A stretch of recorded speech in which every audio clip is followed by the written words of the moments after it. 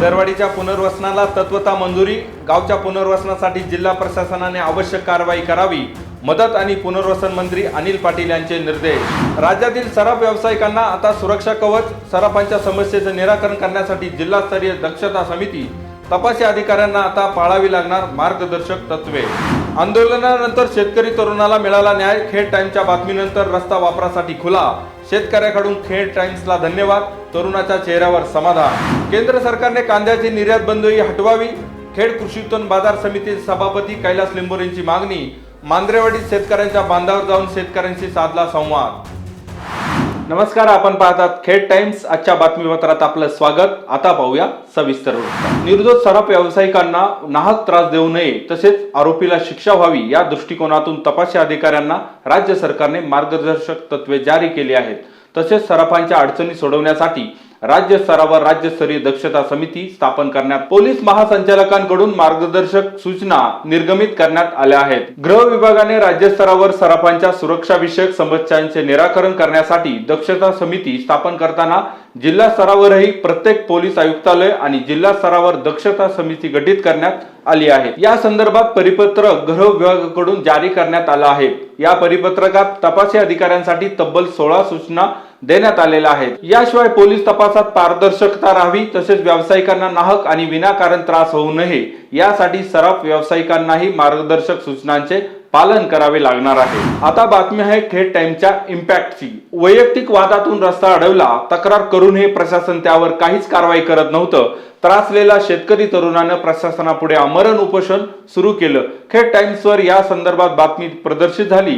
बातमीनंतर प्रशासन खडबडून जागं झालं आणि या आंदोलनाला यश मिळालं। नेमकं काय आहे प्रकरण, चला पाहूया। खेड तालुक्याच्या पूर्व भागातील कनेरसर गावात जलसंपदा विभागाचा शेतकरी वहिवाटीसाठी रस्ता आहे।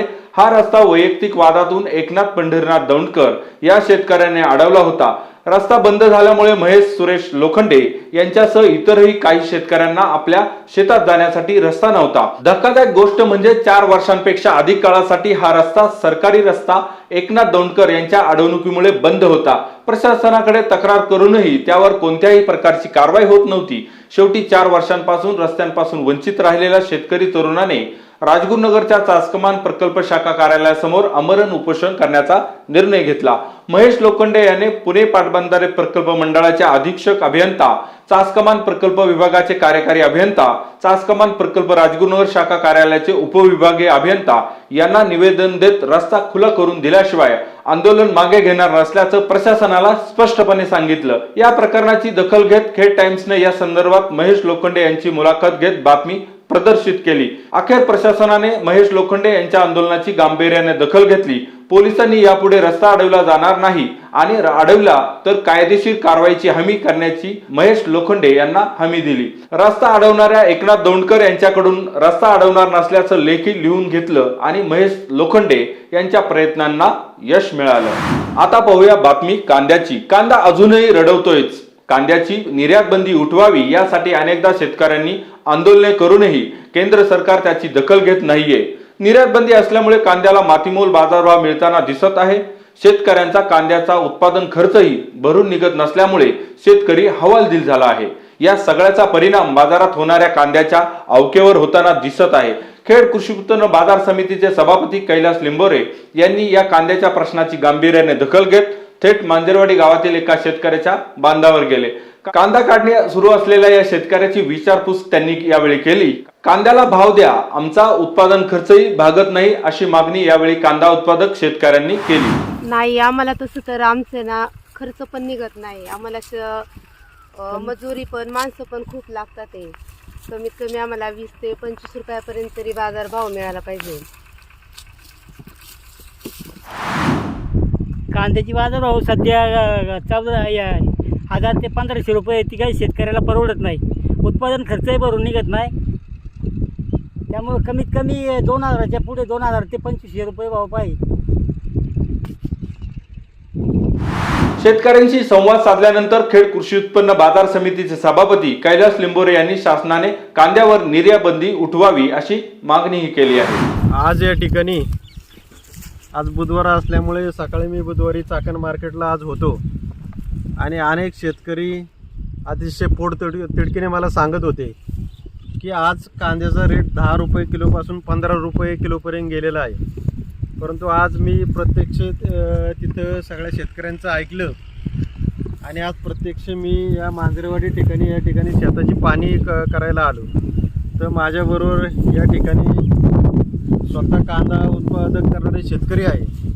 त्यांनी त्यांची व्यथा मांडलेली आहे की 15 रुपये किलो हा बाजार शेतकऱ्यांना परवडत नाही, कारण त्याचा उत्पादन खर्चच 15 रुपये किलो या दरम्यान येतो. कमीत कमी शेतकऱ्याला 15 रुपये न देता की शासनाने 20 रुपयापासून तर 30 रुपये किलो किंवा 40 रुपये किलोपर्यंत हा बाजारभाव भेटला पाहिजे, तरच शेतकऱ्यांना योग्य तो हमीभाव त्या ठिकाणी बाजारभाव हा भेटेल. त्यासाठी तुम्ही सभापती या ठिकाणी सगळ्या शेतकऱ्यांनी या ठिकाणी अनेक सगळ्या महिला आमच्या भगिनी आहे, त्यांनी सांगितलं कमीत कमी 20 ते 30 रुपये बाजारभाव भेटला तरच शेतकऱ्यांना हा कांदा पिकवता येईल. आणि म्हणून मी आज या ठिकाणी स्वतः पाहणी करता आलेलं आहे. माझी शासनाला विनंती आहे की निर्यात तुम्ही सध्या चालू केलेली आहे, फक्त त्याचं पत्र काढलेलं आहे, परंतु नुसतं पत्र न काढता निर्यात ही चालू केली पाहिजे, तरच हा शेतकऱ्यांना 30 ते 40 रुपये किलो भाव परवडेल आणि शेतकरीसुद्धा आनंदी होईल. अशाच प्रकारची विनंती मी शासनाकडे करतो आणि शेतकऱ्याला चांगल्यात चांगला बाजारभाव या ठिकाणी द्यावा अशी प्रकारची विनंती मी या ठिकाणी बाजार समितीचा सभापती या नात्याने शासनाकडे करतो. एवढंच या ठिकाणी सांगतो. धन्यवाद. मुख्यमंत्री माझी शाळा सुंदर शाळा अभियानात खेड तालुक्यातील राजगुरुनगर येथील महात्मा गांधी विद्यालय या शाळेला तृतीय क्रमांक मिळाला. शाळेला 1 लाख रुपयांचं पारितोषिक मिळणार आहे.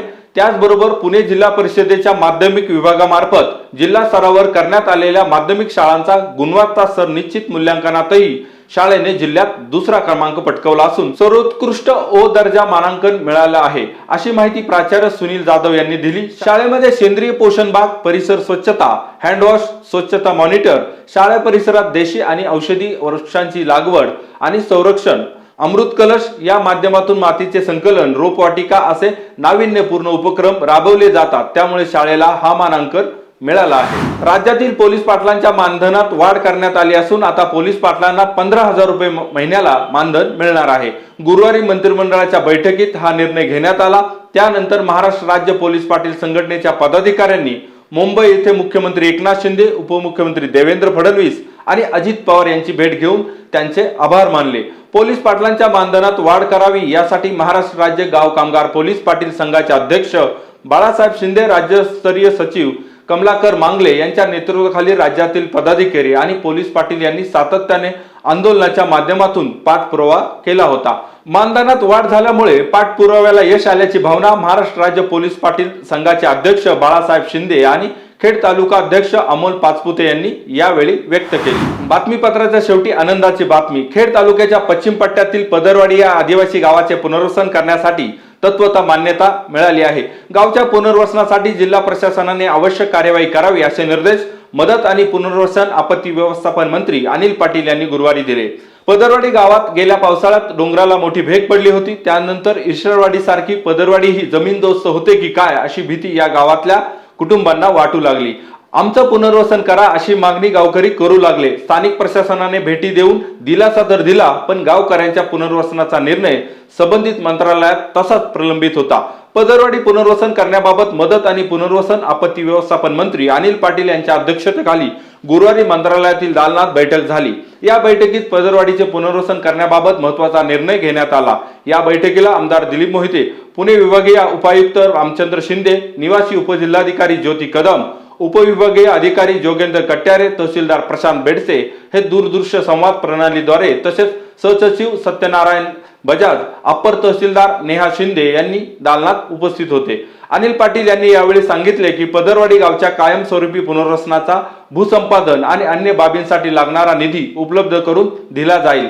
या गावचे पुनर्वसन होईपर्यंत पावसाळा आणि आपत्तीच्या काळात जिल्हा प्रशासनाने ग्रामस्थांचे तात्पुरते स्थलांतरासह आवश्यक सोयी सुविधा उपलब्ध करून द्याव्यात.